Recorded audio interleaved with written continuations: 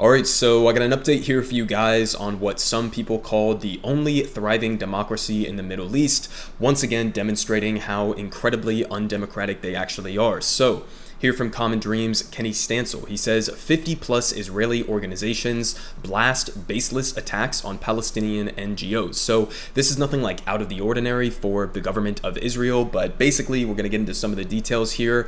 Israel decided to label a bunch of human rights organizations within Palestinian territories that are doing, phenomenal work in trying to help Palestinians who are subjected to the ongoing apartheid and ethnic cleansing and, illegal detention. And basically they are cracking down on these human rights organizations because they are exposing a lot of the crimes that Israel is committing against Palestinians. So they went into the West Bank, which is again not in Israeli sovereign territory, and invaded and raided a lot of these NGOs and basically shut down their offices and put up post-it notes saying that they were effectively being criminalized. So let's get into some of the details here. They say more than 50 Israel-based civil society organizations on Monday expressed solidarity with the Palestinian nonprofits that have been subjected to an ongoing legal and physical assault from the Israeli apartheid regime. And they got a quote here from all of these different organizations saying defense of human rights is not terrorism. The 53 signatories, including B'Tselem, Physicians for Human Rights Israel, and dozens of others, wrote in a statement, and they said Israel is persisting in its declaration of prominent Palestinian civil society organizations as terrorist groups, and recently the military put words into action by raiding their offices and shutting them down.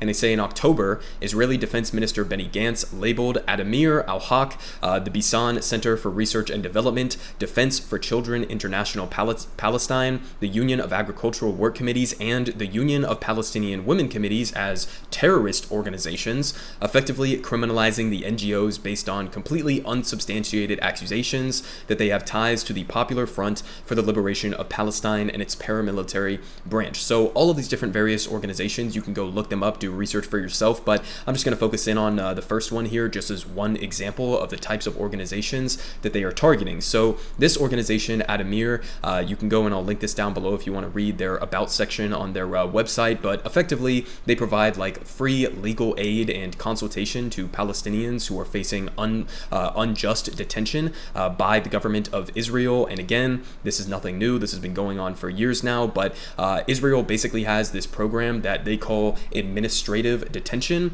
which basically just allows, like through military courts, them to go around and lock up Palestinian people without even telling them what crime they've committed or telling their legal representation what crime they've committed or if they've even committed any crime whatsoever. And they use this and basically just do this rolling 6-month renewal without, again, ever telling people what they've been arrested for, and holding these people detained in some cases for months, in some cases for years, and without any actual underlying proof or justification for the arrest. So this organization steps in and is trying to help a lot of those people who are facing those unjust circumstances. So that's just one example out of the, 7 different organizations that had their offices raided and shut down and basically had them labeled as terrorist organizations by Israel. So again, this is a classic tactic that Israel uses on a regular basis to, justify their brutality, to justify their authoritarianism by labeling Palestinians as terrorists, even when it's completely unjustified and lacking any real evidence. But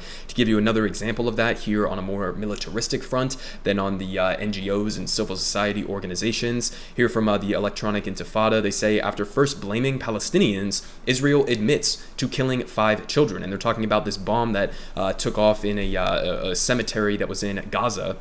And they say that the Israeli military admitted that it killed 5 Palestinian children in Gaza earlier this month after initially claiming that the atrocity was caused by an Islamic Jihad rocket that fell short. So again, lying about human rights abuses and trying to justify those human rights abuses or war crimes by labeling Palestinians as terrorists without any evidence whatsoever is a very classic tactic that Israel has been using for years, if not decades. So shouldn't be anything surprising, but still doesn't detract from the fact that this is absolutely insane that they're doing this, but they continue here with a quote saying that these declarations are baseless.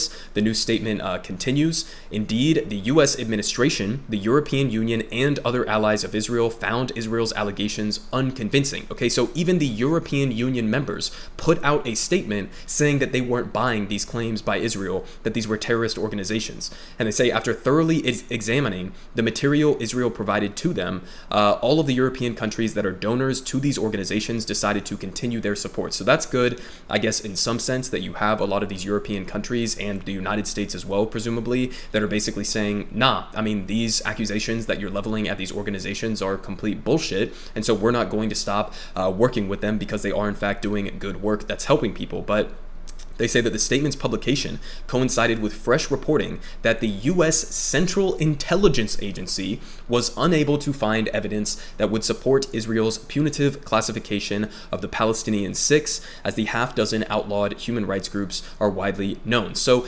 even the fucking CIA, okay, one of the most violent institutions, right-wing institutions that has, been used to be weaponized against liberation movements throughout history, against leftist movements throughout history, an organization that has spent a majority of its time throughout history going around and helping dictators and far-right, fascist militias around the world. This same organization, the CIA, even they are admitting that, okay, Israel, you're taking a little bit too far here, right? We don't have any actual evidence or justification or even a bullshit pretense to come out and say that these are terrorist organizations or connected or affiliated with terrorist organizations. So listen, when you have the European Union made up of a lot of these imperial countries, right? And you have the United States government and even the fucking CIA coming out and calling you on your bullshit, I think maybe we should do a little bit of rethinking as to whether or not people are going to trust the government of Israel with who they are and are not labeling as terrorists in the Palestinian territories. But they continue saying that according to the Guardian's summary and a pair of unnamed sources familiar with the CIA's classified report, the agency's findings appear to vindicate human rights advocates from Israel, the United States, and elsewhere who have spent the past 10 months denouncing Israel's allegations of terrorism, which experts from even the United Nations and 9 European Union governments have also rejected. And they say that last Thursday, in an intensification of its effort to prevent Palestinian human rights organizations from documenting Israeli war crimes and engaging in advocacy work, the apartheid regime's military raided the offices of 7 groups, including the 6 aforementioned ones, confiscating property, sealing off doors, and posting official notices proclaiming the groups to be illegal. Okay, so you understand exactly what is going on here, okay? This is the ongoing efforts of the Israeli government, an apartheid government that is right now committing an ethnic cleansing of the Palestinian people, a government that on a regular basis does what they've previously referred to as mowing the lawn, in other words, going around and bombing and killing innocent men, women, and children within the world's largest open-air prison in Gaza, okay? A country that is still continuing with their completely illegal settlements and expansionary settlements in the West Bank, and continuing with these raids of these NGO groups who they are baselessly labeling as terrorist organizations. This is the action of this government, okay? Again, you have all of these allegations that are thrown at. I saw with Rashida Tlaib coming out recently and standing out and speaking out in support of these organizations. She was once again labeled as a anti-Semite by conservative groups here in the United States. And it's just this idea that you have to be able to understand the dynamic of what is actually going on within Israel. This government that the United States is propping up with military support, with intelligence support, with diplomatic support. I mean, even in the case of them assassinating the Palestinian journalist Shireen Abu Akleh, even when all of the evidence came out suggesting and confirming what we already knew to be the case, that Israel did in fact commit this assassination and probably knowingly committed this assassination, even then, there's no accountability from the United States government. There's no accountability from the rest of the international community. So these are the types of crimes that, in this very rare instance, you have even the CIA, okay, these Western European countries, the US government, coming out and condemning them. It's something because, they're coming out and they're not just supporting these baseless allegations and allowing Israel to just carry through with this with diplomatic support full-throatedly, which is usually the case in how the US handles this type of stuff. But at least in this instance, you you have some degree of pushback from global, European Union, US government, and CIA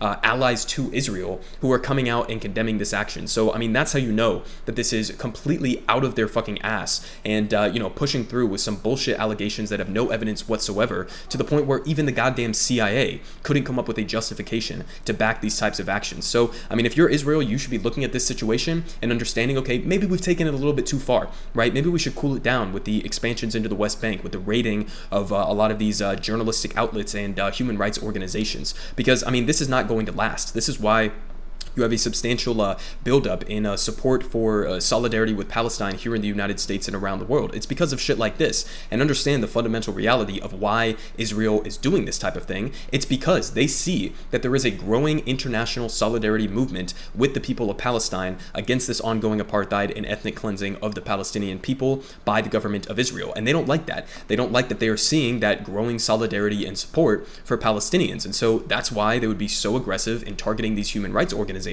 who are continuing to do the good work of exposing the crimes of the Israeli government.